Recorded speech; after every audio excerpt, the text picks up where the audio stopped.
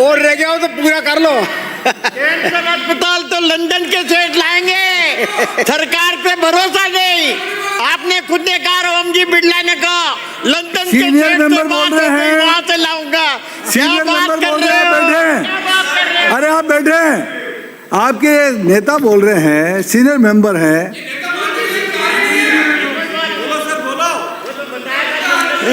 ये मुझसे ज्यादा सीनियर है उम्र में, उम्र में है वो। धारीवाल साहब, मेरी सलाह है, आप बुजुर्ग हैं, थोड़ा धीरे और गंभीर बात करें।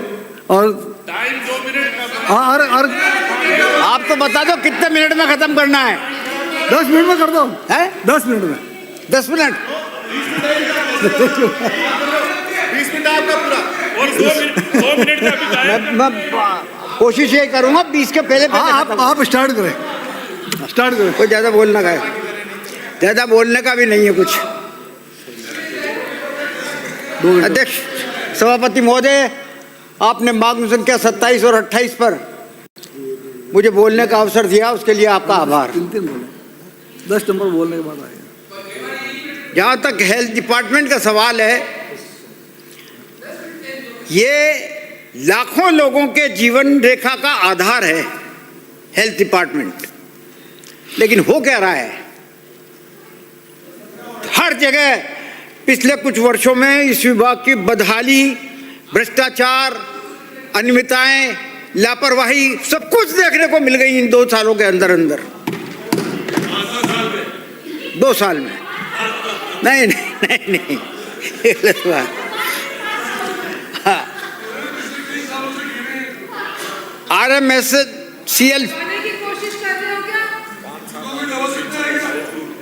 RMSCL बायोमेडिकल उपकरणों की मरम्मत।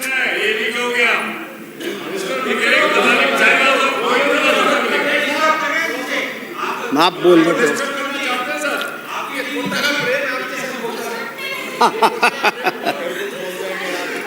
बायोमेडिकल उपकरणों की मरम्मत और रखरखाव के लिए 343 करोड़ रुपए का आपने टेंडर जारी कर दिया, जो हकीकत में जिसकी अनुमानित लागत सिर्फ 168 करोड़ रुपए थी।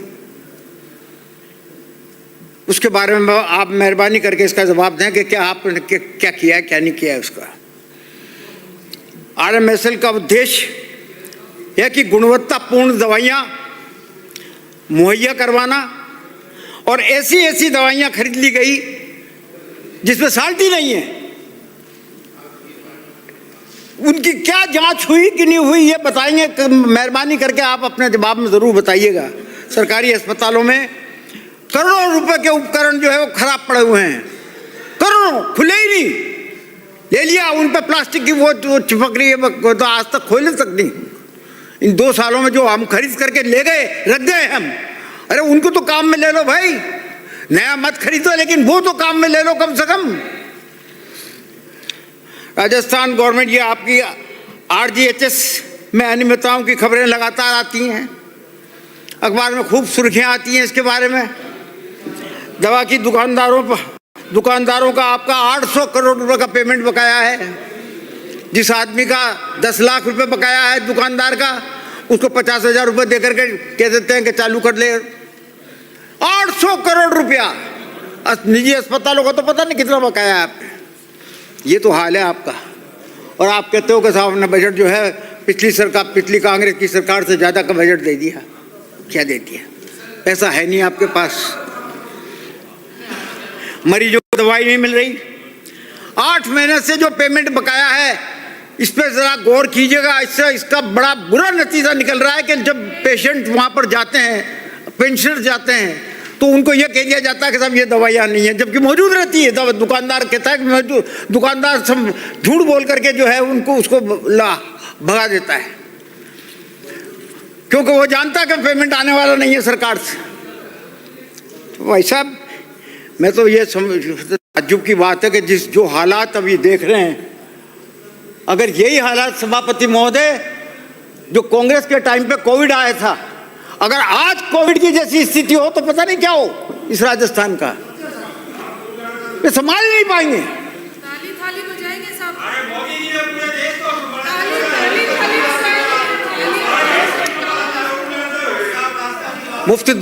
मुफ्त दवा योजना हमने चालू की, RUHS हमने चालू की।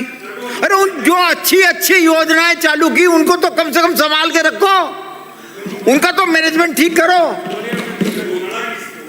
जिससे सीधा सीधा जनता को फायदा हो।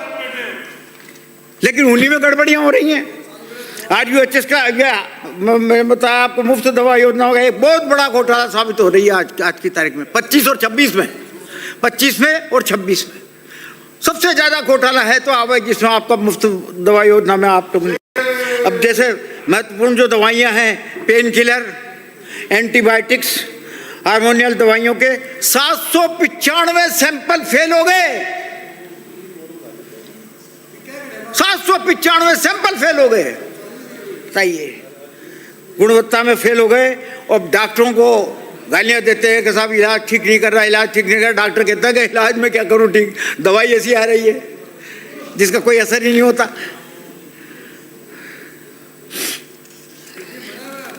जयपुर के SMS के बारे में सब लोग बोले, कालीचरण जी भी बोले, हमारी बहन वो शिखा वो भी बहुत अच्छा बोली। ट्रामा सेंटर के ICU में शॉर्ट सर्किट, ऑपरेशन थिएटर में शॉर्ट सर्किट, माइक्रोबायोलॉजी की लैब में शॉर्ट सर्किट। और परसों तो एक बच्चे का ऑपरेशन हो रहा था और मशीन में आग लग गई। कोई देखने वाला नहीं, कोई सुनने वाला नहीं कि किस प्रकार से जो है ये घटनाएं रोज क्यों हो रही हैं आग लगने की। इन हादसों से साफ है कि अस्पतालों में फायर सेफ्टी उपकरणों की कमी है, और जो लगे हुए हैं उनको संभालने वाला कोई नहीं है। टाइम टू टाइम उनकी टेस्टिंग वगैरह होनी चाहिए, कोई नहीं है, स्टाफ ही नहीं है आपके पास। अस्पताल भवनों में अभी तक तो स्कूलों के बारे में जर्जर हालत सुनते थे, लेकिन अस्पतालों में 19% जो आपके प्राइमरी हेल्थ सेंटर और जो अस्पताल है उनमें जर्जर हालत है। उनकी मरम्मत तक नहीं हो रही। बड़े जोर शोर से आपने पिछले बजट में जो है रिम्स की बात कही थी कि सब रिम्स की स्थापना करेंगे। कहाँ गया रिम्स? कहाँ है?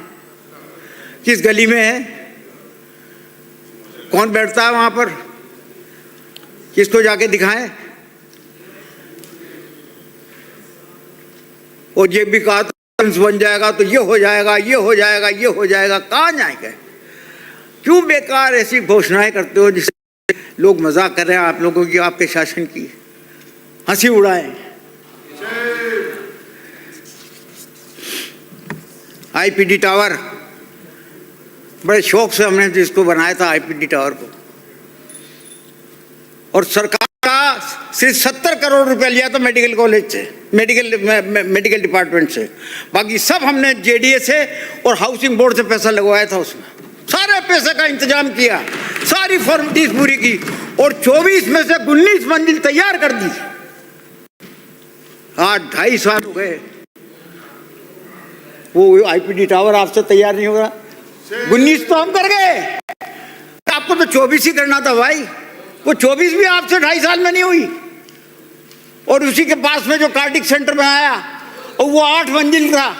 8 मंजिल में से सिर्फ 4 मंजिल पे ही काम रोक दिया। तो मतलब ये हो गया कि सिर्फ कार्डियोलॉजी का तो काम होगा वहाँ, लेकिन कार्डिक सर्जरी का काम नहीं होगा। क्योंकि ऊपर की जो 4 मंजिल थी उसमें कार्डिक सर्जरी का काम होना था। ये ऐसी योजना थी, देश में कहीं पर भी दूसरी इतना बड़ा टावर नहीं मिलेगा आपको कि जहाँ पर 2000 की आबादी हो। अब सबसे बड़ी दिक्कत तो यह है कि इसको तो आप धीरे धीरे जैसे भी करना चाहो कर देना पूरा, लेकिन पार्किंग का इंतजाम देखो। मेरा आपसे अनुरोध है कि इसके बारे में आप राज्यपाल महोदय से बात करें। हमारे टाइम पे हमने ये प्लान बना लिया था, लेकिन हाँ नहीं दिया। वही मैं बता रहा हूँ, मैं उसी बात पे आ रहा हूँ आपकी कि हम नहीं कर पाए। मैं उसी बात पे आ रहा हूँ। हमने प्लान बना लिया था, लेकिन हमें राज्यपाल जी का सहयोग नहीं मिला, और हमें यूनिवर्सिटी के जो वाइस चांसलर है उसका सहयोग नहीं मिला। हमारा प्लान ये था कि आपस में नहीं, टोंक रोड से बेटे बेटे नहीं, है, बेटे बेटे बोल रहे हैं पीछे, आप तो स्टार्ट रखिए। टोंक रोड से आपका जेलन मार्ग के बीच का जो रास्ता है, जिसमें इधर तो आ जाता है आपका वो SMS का कौन सा अस्पताल है वो आता है, और इधर आ जाती है आपकी की मेस वगैरह की एक लाइन आ जाती है। हमारा ये प्रपोजल था, मैंने मेस को सारे को हम हटा देते हैं, और जो पास में जो वहीं हॉस्टल के पास में जो जमीन पड़ी हुई है वहाँ पर हम मल्टी स्टोरी जो है पार्किंग JDA की तरफ से हम मल्टी स्टोरी बिल्डिंग बना देते हैं, जिसमें सारे मेस आ जाएंगी, सातों के सातों मेस वहाँ पर आ जाएंगी। ये सर हमारा प्रपोजल था, जिसमें वो है जी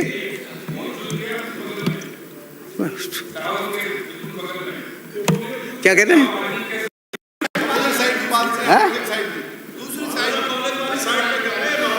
मैं बात कर रहा हूँ आपसे मारदास कॉलेज हॉस्टल के पीछे की जो मेस बनी हुई है उनकी, वो जो लाइन से बनी हुई है।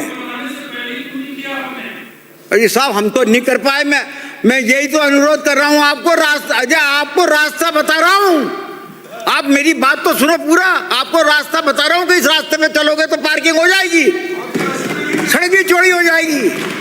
आप समझने सुनने को तैयार नहीं हो। मेरा आपसे निवेदन है कि राज्यपाल महोदय से आप बात करें और वाइस चांसलर को बुला करके इस बात के लिए कि भाई ये मेस वाली सारी जो लाइन है उसको हम तोड़ करके जो है सड़क में मिलाना चाहते हैं, ताकि सड़क भी चौड़ी हो जाएगी, कुछ पार्किंग भी हो जाएगी। और मेस जो है आप JDA से बनवाओ या किसी से भी बनवाओ, PWD से बनवाओ, किसी से भी, उनके लिए मल्टी स्टोरी भी प्रयास जारी है। रास्ता तो बता दिया हमने, अब प्रयास देखें आपके। लेकिन वो तो ठीक है कि प्रयास जारी है, लेकिन बच्चे आपके सिर्फ 2.5 साल ही हैं, 2.5 साल ही बच्चे हैं। नहीं, चक्कर सबसे बड़ा ये है कि 19 मंजिल तो हमने बनाई, उसमें तो 1 मंजिल आपसे बनी नहीं, और आप कह रहे हो इसमें प्रयास जारी।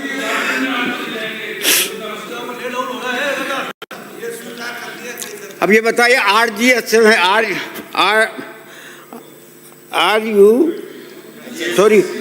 RGHS में हमने सारी दवाइयाँ थी आपके, क्या नाम है कि आयरन था, कैल्शियम था, विटामिन D था, विटामिन B था, प्रोटीन पाउडर था वगैरह, सब चीज़ें थी, आपने सब हटा दी।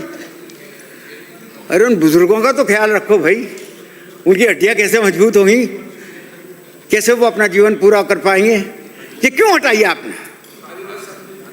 हद कर दी बुजुर्गों के साथ।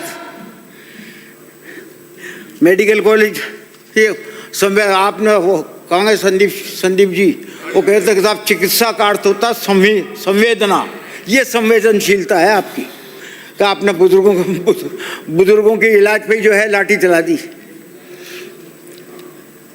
मेडिकल कॉलेज में सीनियर प्रोफेसर एसोसिएट आदि के 6000 में से 2550 पद रिक्त पड़े हुए हैं। और भी कई बोले हैं इस बारे में, पढ़ाने वाला कोई नहीं है, छात्रों को YouTube से पढ़ने पर मजबूर किया जा रहा है। आप देखिए, राजमेश के अधीन चल रहे मेडिकल कॉलेजों की हालत यह है कि 2721 में से 1474 पोस्टें मेडिकल टीचर्स की आज भी खाली हैं, और नर्सिंग स्टाफ तो भर्ती कर ही नहीं रहे आप, वैसे ही पड़ा हुआ है।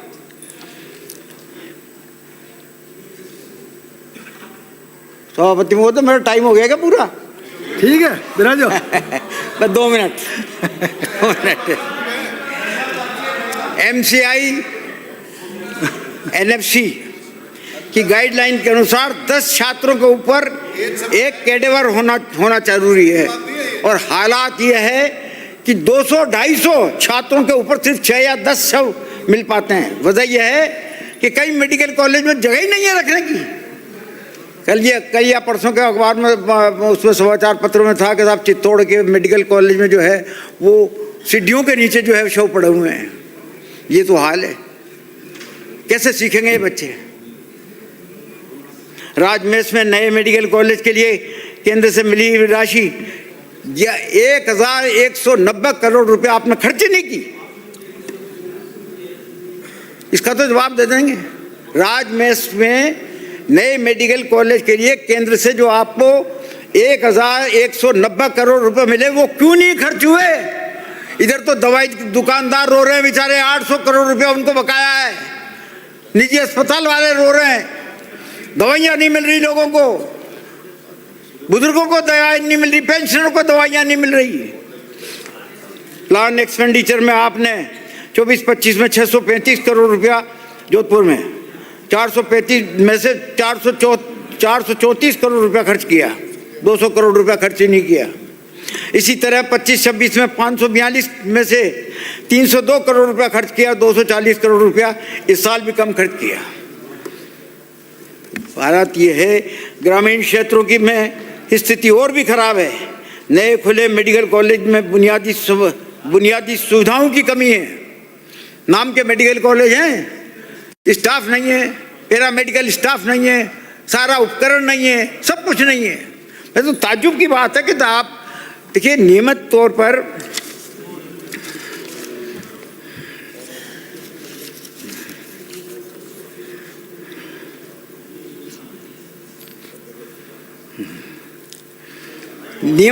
पर ऑपरेशन होते रहे तो कम से कम इम्प्लांट की आपूर्ति के लिए कोई वैकल्पिक योजना तो बना दो। 4-4 महीने तक जो है उसका नंबर नहीं आता, तारीख पे तारीख दे दी जाती है, उसको बेचारे को तारीख पे तारीख दे दी जाती है कि साहब इम्प्लांट नहीं है, ऑपरेशन कैसे होगा? कोई वैकल्पिक योजना बनाई क्या आपने इसके लिए, या वैसे ही धर्म धक्के में चल रहा है सब खेल? ग्रामीण क्षेत्रों में स्थिति और भी खराब है। नए खुले मेडिकल कॉलेज में तो खैर न तो डॉक्टरों को उचित वेतन मिल रहा, क्यों आएंगे आपके पास? प्राइवेट कॉलेज में जाएंगे, प्राइवेट हॉस्पिटल्स में जाएंगे। तो इसलिए ये सारा सब कुछ संभालो। मैं तो आपसे आखिर में यही निवेदन कर रहा हूँ कि जो फैसिलिटीज जो कमियाँ आपकी लोग बता रहे हैं, जितने भी भाषणकर्ताओं ने अच्छे भाषण दिए हैं और जो कमियाँ बता रहे हैं, कम से कम दवाइयों की पूर्ति के लिए तो उस पर तो पूरा ध्यान दो आप। उसका पैसा मत काटो, दवाइयाँ बढ़ाओ, इम्प्लांट बढ़ाओ, जो उपकरण नहीं मिल रहे हैं आप वो उनका इंतजाम करो। और कम से कम इस आईपीडी टावर का तो भगवान करे इसका भला करो। बेचारे इतना पैसा हमने लगाया, इतना सब कुछ किया, देश का नंबर 1 आईपीडी टावर होगा ये, इसको तो बचाए रखो। धन्यवाद। राजी कोटा उत्तर से आने वाले माननीय सदस्य ने चिंता की बुजुर्गों की, इधर भी है बाहर भी बुजुर्गी है, विशेष ध्यान रखा जाए बुजुर्गों का। माननीय श्रीमती अनीता जी बघेल।